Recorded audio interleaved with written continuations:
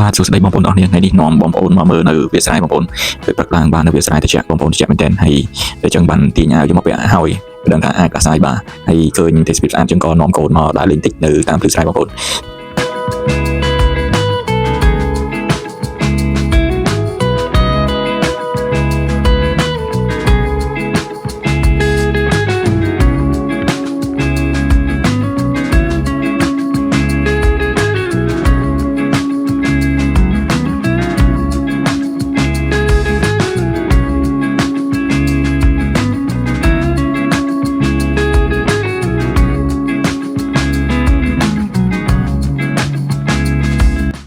បាទខ្ញុំចឹងខ្ញុំចំណាយពេលយ៉ាងហោចណាស់ក៏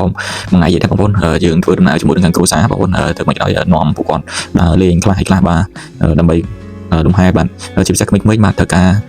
លំហែអារម្មណ៍ណាបងប្អូនក៏ពីមនុស្សចាស់បាទក្មេងៗទូយ៉ាងណាយើងនាំគាត់មកវាលចឹងដើម្បីគាត់បានមើលទេសភាពបាទមើលព្រឺស្រែមើលអីចឹងណាបងប្អូនសំខាន់ណាស់បាទក្មេងគឺគូក្បាលគាត់នៅមានកម្រិតខុសពីយើងមនុស្សចាស់មានការគិតបាទតែចំពោះក្មេងនេះគឺសំខាន់ណាស់គូក្បាលបាទត្រូវតែនាំគាត់ទៅមិនក៏ដោយមកទឹកម្ដងកុំឲ្យគាត់នៅតែក្នុងផ្ទះពេកនាំ